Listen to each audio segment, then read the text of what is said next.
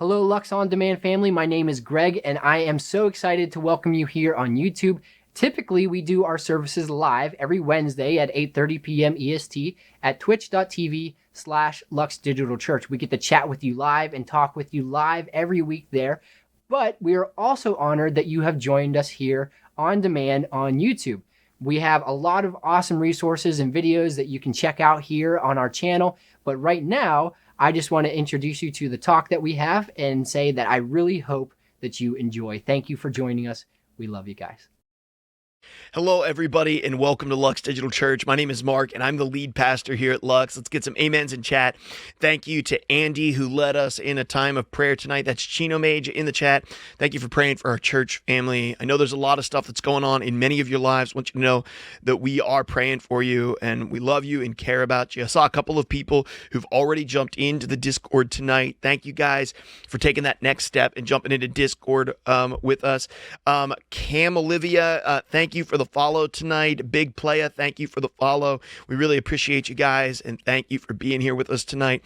Listen, if you're here for the first time tonight, we just want to welcome you into our family. If you say hello in the chat or drop a follow here on the channel, all that we want to do is welcome you in and also invite you to come and join us on Discord. Our church exists here on Twitch, but this is just where we do services. This is just our worship center. This is just our sanctuary. It's just one part of our digital footprint, our digital blueprint. Our church goes all over the place, and a lot of that is happening in Discord. So we'd love to have you come and join us in Discord. And if you're tuning in later on via YouTube, I also want to invite you to come grab the link in the description of this episode on YouTube and come hang out with us in Discord. I know it's a little daunting. I know it's hard to learn something new, but I promise you it will be worth it. Ashley Bro 1, glad to see you here.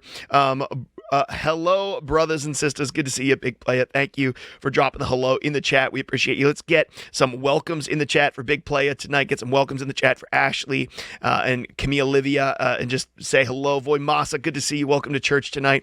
Hope that you guys are doing well. Everybody else, thank you so much for being here and making Lux part of your week. Listen, tonight we are kicking off, or we're going into the second piece of a collection of talks that we started last week. This is week 2 of the new year, and last week we kicked off a year-long emphasis on Jesus. I know, shocker, like oh my gosh, church is talking about Jesus for a year, but some churches don't. So we are, for the next year, we're going to be focusing in and talking about Jesus. And with that year-long emphasis, we started a brand new collection of talks that's going to be going for the first quarter of this year, 12 weeks, one of the longest collection of talks that we've ever done.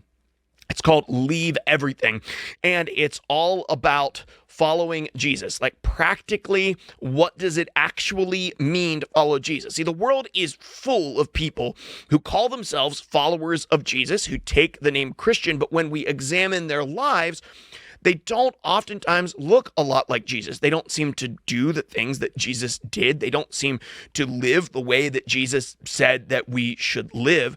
And a lot of times we become very frustrated with these people who seem to be Christians in word only.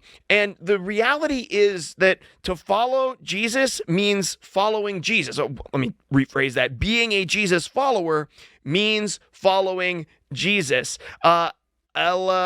Ella Paisley 699, welcome to church. So glad to have you here with us. My name is Mark, and I get the joy and the pleasure of being the lead pastor of the church here. Thank you, and thank you for that follow. We really appreciate you being here. Now, I just said something that is terribly and obnoxiously obvious.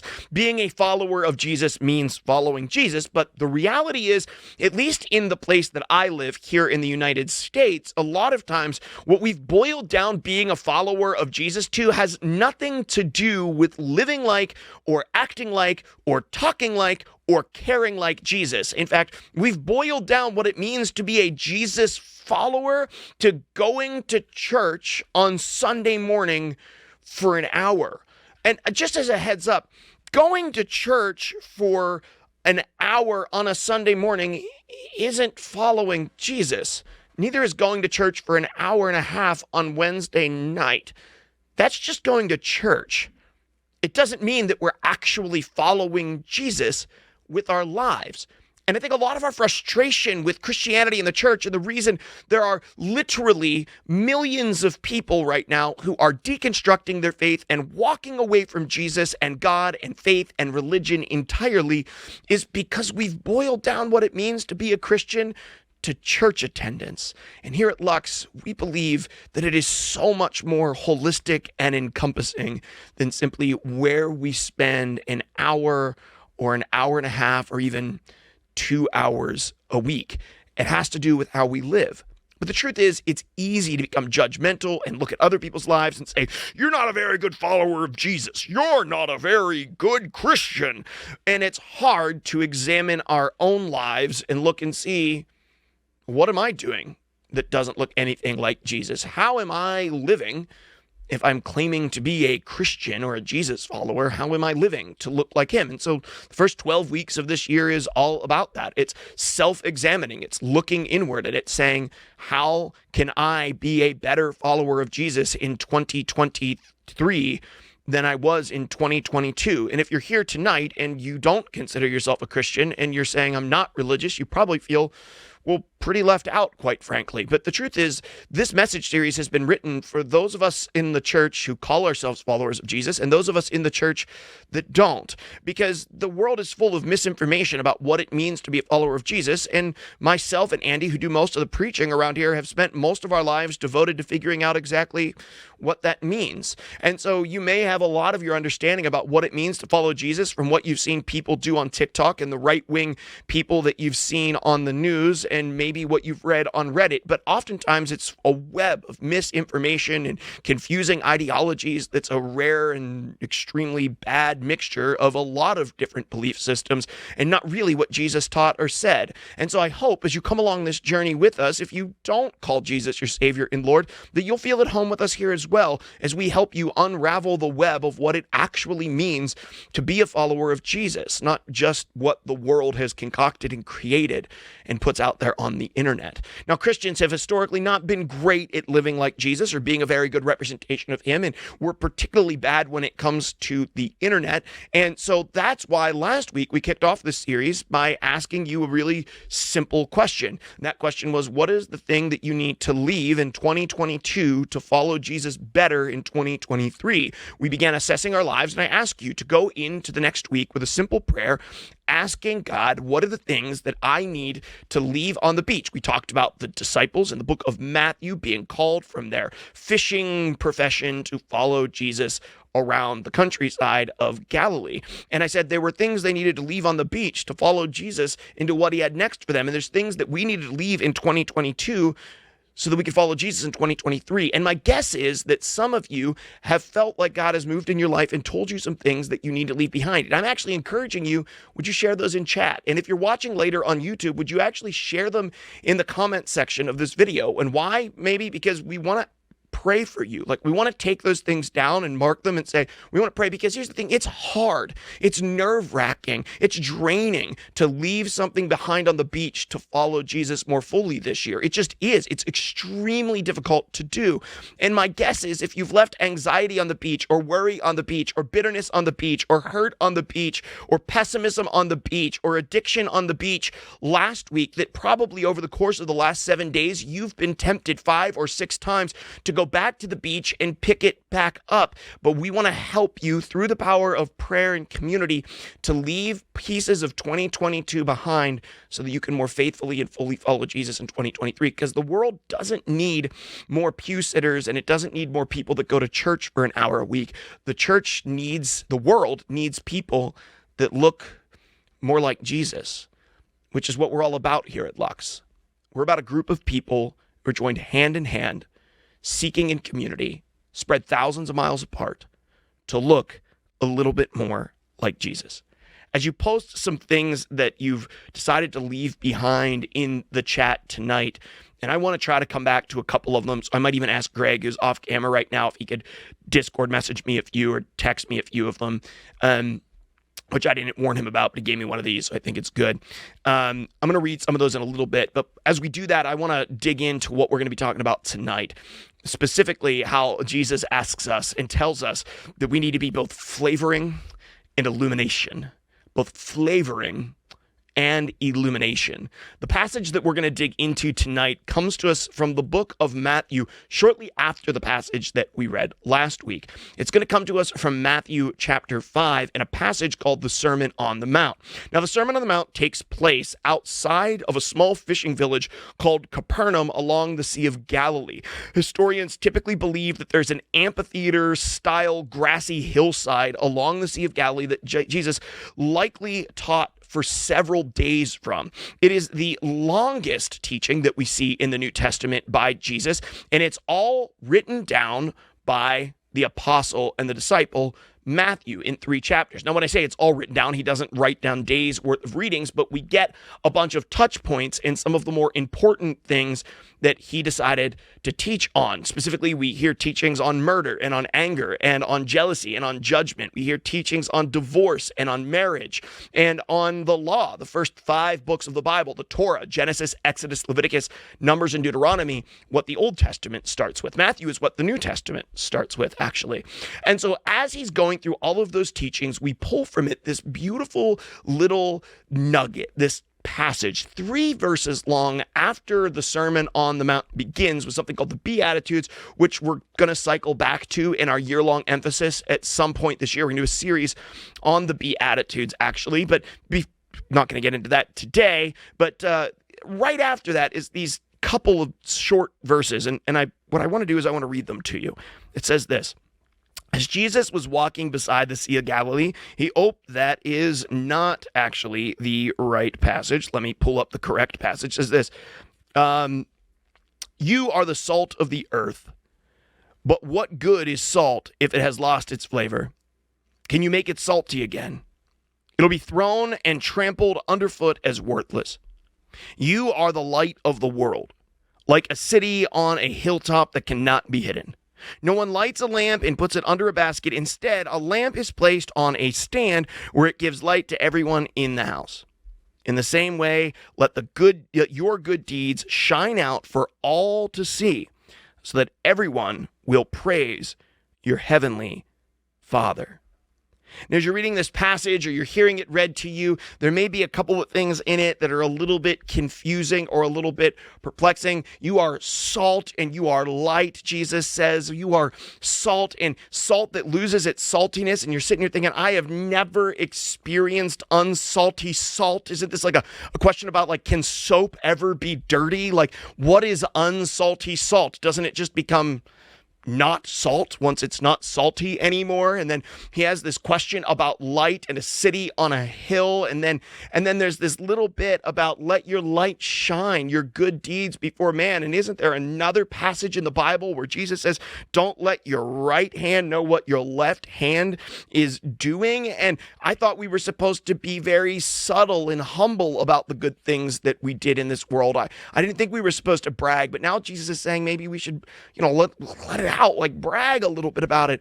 And here's the truth. There's so much in this simple 3 verses that is caught up in cultural context, and I love cultural context. There's no better way than to understand the Bible than to understand the culture and what is going on in the lives of the listeners that were being taught this initially. And so I want to dive in a little bit with you with 2 points that I think can be pulled from this passage about how we need to live as followers of Jesus that I believe are powerful and potentially life-changing in the way that we interact with the world around us. And I'm going to dive into both of them tonight. They're not super long. The first one is this: Jesus calls us to be flavor. Jesus commands us as his followers to be flavor, to be a little zest, a little bit of pizzazz. You see, when Jesus comes to his people and he says, listen, salt that is no longer salty anymore is good for nothing. It's just thrown out into the street and it's trampled under feet. When we hear that, the first thing I think about is the jar, or it wasn't even a jar. It was like a can, like the paper can of Morton salt that my mom had up in the closet, or the salt shaker. And very specifically, I think of like the salt shaker that has rice in it at the local greasy diner. You know what I'm talking about. So when I think of salt like that, man, I'm like, I've never poured out salt and not be salty? Does salt actually lose its saltiness? What the heck is Jesus talking about here? Well, there's so much context here because very specifically in Israelite society, they didn't have access to a tremendous number of spices. Most of them had to be imported in from other parts of the world through the Mediterranean or across land off to the east. But many of those spices were very expensive, with the exception of salt, because Israel, although it was not a large country with a humongous infrastructure and was a lot of desert, has the Jordan River, which empties into the Sea of Galilee and then leaves the Sea of Galilee and eventually empties into the Dead Sea in southern Israel. The Dead Sea is the lowest body of water on the planet and the saltiest body of water on the planet. And I actually got to go and see it in 2012 when I went with my mother's and chat Brenda to visit Israel. As we traveled around Israel, we spent a night in a hotel by the Dead Sea and we got to wade out into it. And when you hear the Dead Sea, what I had pictured in my mind was sort of, like a slight sandy beach with some lapping salt water, right? And that's kind of all that I pictured when it came to the Dead Sea. But that's really not the case at all, actually. It's so much more than that. See, the Dead Sea, the concentration of salt in the water is so intense that it actually burns your skin as you walk into it. I could only stay into it for a short amount of time in my swimming trunks because my skin would begin feeling like it was on fire. It was so salty. There's this weird effect that it has on you because it's so salty, you become so buoyant that as you walk out into it, it wants to lift you up off the ground. Literally would walk out into it, and it was very tippy. It was sort of like I felt like I was going to just and tip over it. I don't know if you had one of those punching things that, when you were a kid with like the weighted bottom and it was inflated and you would punch it and it would go down and then smack you back in the face. But I kind of felt like one of those. Like you would walk out and as soon as the water would get to your butt, you would just elevate and then topple over sideways. It was the weirdest feeling. And because there's no way out of the Dead Sea, all of the water simply evaporates from the Red Sea, leaving behind these crystalline salt sculptures all along the beach. And the people of Israel harvest that salt. And this is where the Israelites' salt came from. Now, the salt that you have today actually isn't pure salt, because salt manufacturers purify salt, which literally cannot lose its saltiness. It's a mineral, will always be salty, but they enhance it to make it taste saltier. So the salt that's on your table usually has about a 5-year expiration date, and after that, it won't be salty anymore because the chemicals that they add to it will eventually corrupt the salt and make it not salty. So when Jesus is saying, what if salt loses its saltiness? What is he talking about? Because the Israelites had pure salt. They didn't have additives. No one was dropping off Morton's at their front door. But they had salt from the Dead Sea. And when some of that salt was harvested, although they tried to keep it as salt, sometimes the salt would be harvested with impurities. And that impurities would be invisible to the naked eye. Despite trying to refine it, sometimes those impurities would corrupt the chemical, the compound itself, and the salt would lose its saltiness. So the Israelites had a very good idea about what this meant. All of them likely had at one point that jar inside their kitchen that contained salt from the Dead Sea. And one day they took it out and it was no longer salty. And after it was no longer salty, they threw it out into the street. And when they threw it out into the street, it was trampled underfoot by people. They had that exact experience. So the reality is, in our lives, we're called to be salt. We're called to spice up the relationships and the social circles and the workplaces that we frequent. We're actually called to add flavor and pizzazz to the places that we are. Our relationships should be richer and fuller and more flavorful because we are a part of them. That God should work through us in such a powerful way that it actually preserves truth and adds flavor to the world. So we all know people, we've seen them, bigger than life people. Sometimes they're our friends, even maybe not bigger than life. They're just someone that we know, right? Who's just added so much flavor to our life. It's added influence to all the people. And then we also know those who've climbed to the top, who's had all of that influence, who just seemed to, they added flavor to everything that they were, but an unseen corruption. Something that was lurking, that no one knew about, eventually came out, and was someone that added flavor to everything, because they never dealt with the unseen corruption in their life. it destroyed their saltiness. Sometimes those people go through a season of purification and they come back, but a lot of times they simply don't. And in the Christian world, there's literally thousands of them. People who harbored secret corruptions, locked away into dark areas of their life. And when those things came to light, all of the influence and all of the saltiness that they added to life was washed away. And like the salt that was tossed out into the street, they were trampled under feet. Jesus is saying, your life is to be salt. You're to add flavor and life and beautiful things to your relationships and the people that you encounter and the places that you have influence as my followers. But beware of the impurities that can lurk within you. Deal with them. Don't allow them to hide below the surface, out of sight. Bring them to me. For it is those very impurities that have the power to corrupt the flavor that we get to add to the world around us. Jesus then calls us to illuminate. He calls us to flavor, and then he calls us to illuminate. And I love this passage from Matthew chapter 5 because lux is literally the Latin word for light. And it's actually taken from Matthew chapter 5 where it says, you are the light of the world. We are to be a light to the dark places, which is why our mission statement is a light for every dark place, a light for every dark place. Our mission statement and our name is based off of this passage in Matthew chapter 5. When we started a podcast in 2019, it was this passage that implored me and moved my heart to love people in the gaming community and be a light in my dark corner of the internet. It's been this verse that's driven us forward. When we read it, we say, a city on a hill, what the heck does that mean? I have no idea what she's even talking about here. Well, that's because you didn't live 2,000 years ago. See, 2,000 years ago, cities were built on hills because those were strategic positions, not only for defense and control of the land, but also the ability to control and manipulate shipping routes and places where traders would come and go. It became a really important place. In fact, so important that cities would be built on top of cities on top of cities. You might think that sounds a little bit funny, but no one had an excavator to move a hill from one location to another like we have today. So if there was a particular hill that was of strategic importance, a civilization would build a city there, and then a couple or handful of years or decades later, another enemy would come in and conquer that city and destroy it, and then they would build a city on top of the ruins of the previous city, and then another one would come in, and in archaeology, we call this a tel, a T-E-L, layers of cities, one on top of the other, and Israel is literally full of them.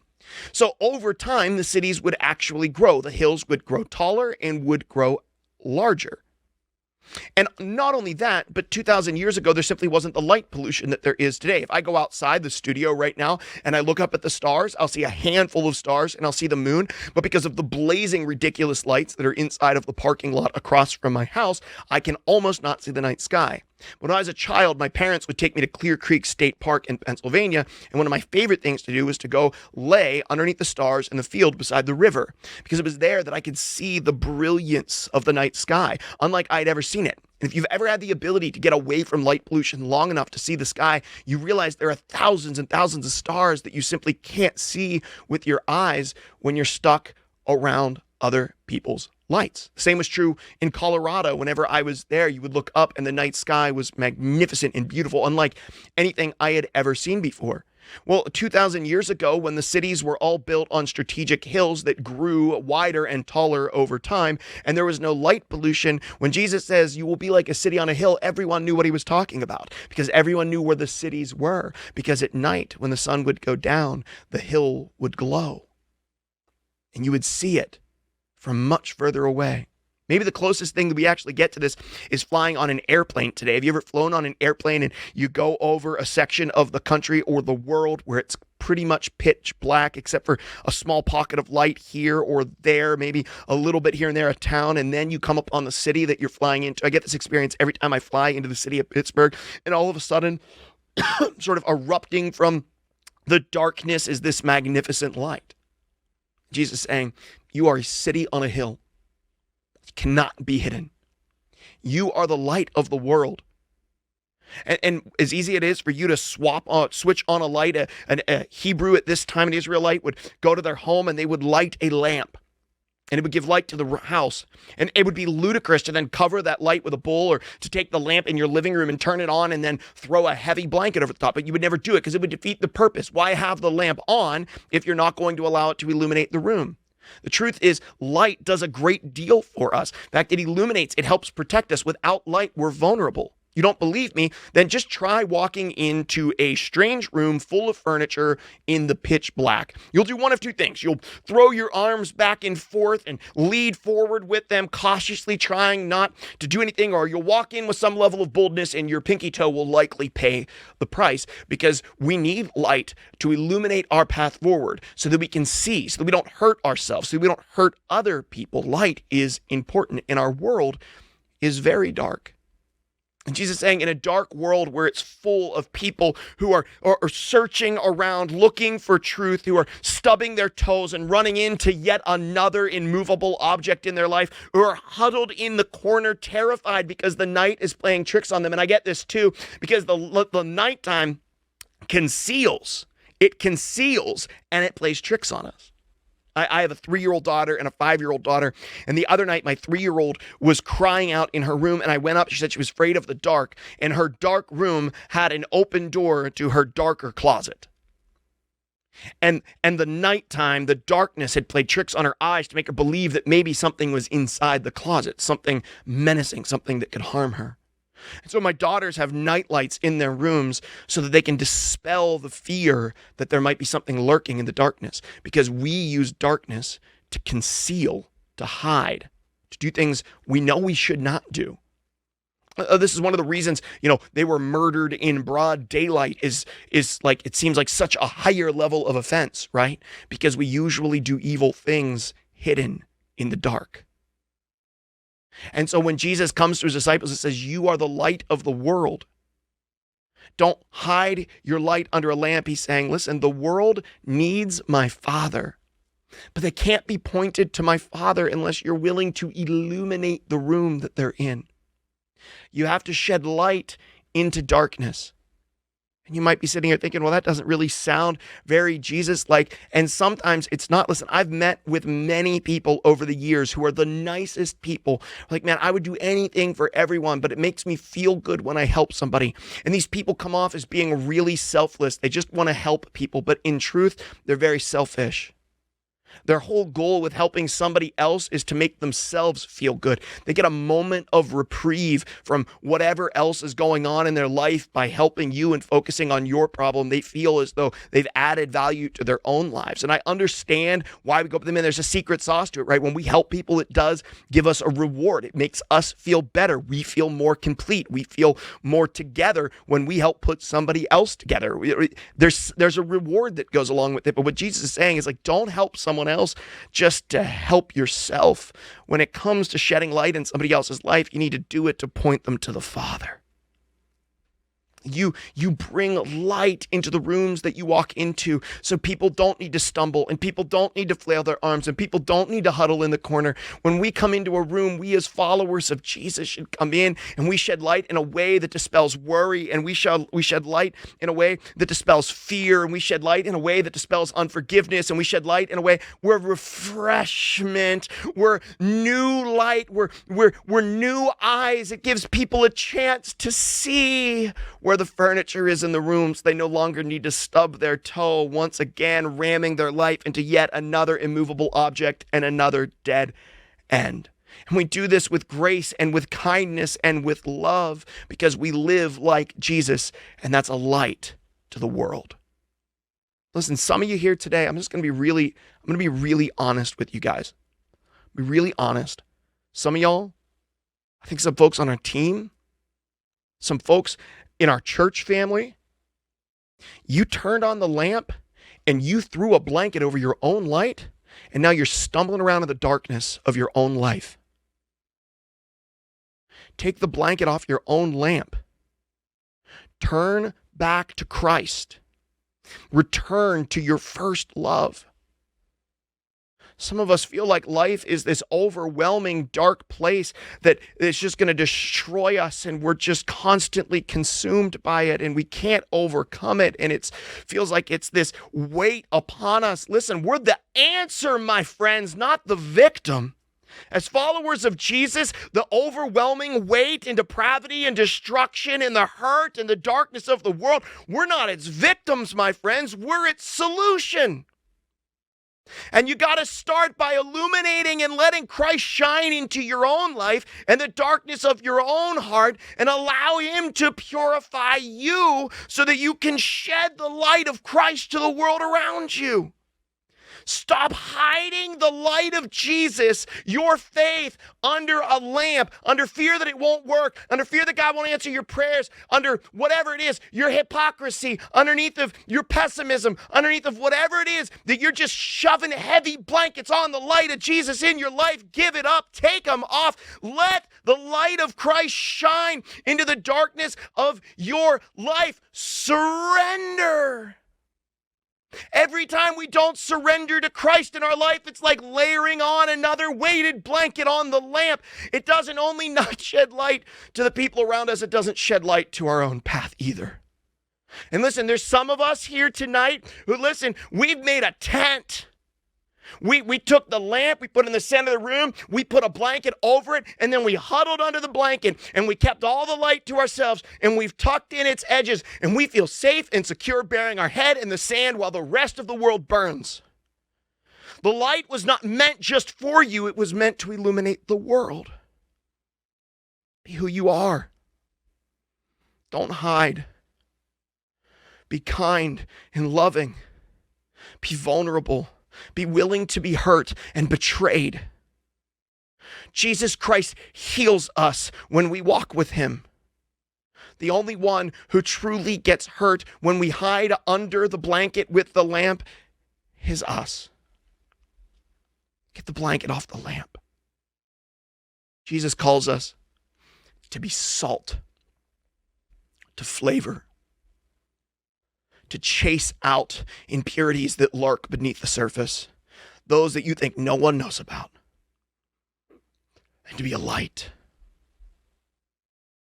that shines to the world around us and points people back towards Jesus, not to just make us feel good, and a light that shines into the very depths of the darkest places of our hearts and surrenders those things to Christ and says, "Make me new, Dad. Make me new, Dad. I don't want to be the same anymore." Friends, my family here at Lux, you take the challenge with me this year to not settle for stumbling around in the darkness, to flavor the lives and the relationships and the social circles that are around you. If you will, there's a next step this week. We have a next step every week because here at Lux, we do believe that being a follower of Jesus means placing our faith in him, but we also believe that faith and hope and action really make us a follower of Jesus Christ. And so we have an action every single week. And this one is simple, but as we've learned already, very complex. And it's this: I will be salt and light this week. I will be salt and light this week. And if that's you, then I'm going to ask you to say it out loud with me wherever you are. If you're ready to make that commitment, I'm going to be this week. Would you say it with me? I will be salt and I will be light this week. I don't know what your week looks like.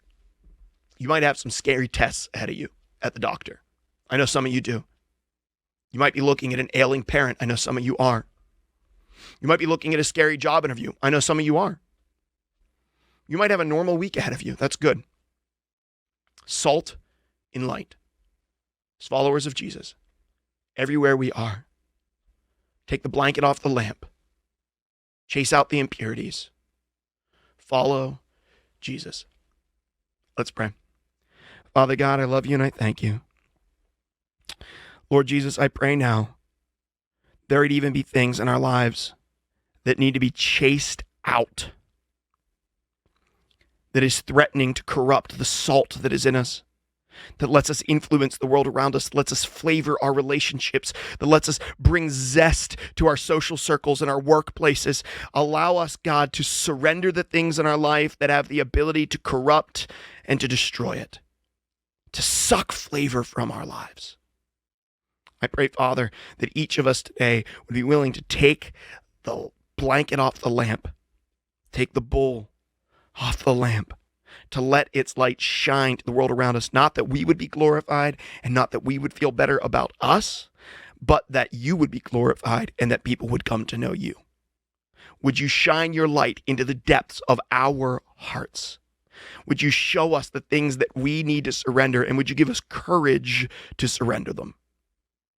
Let us follow you, all in, hell-bent, no reservations.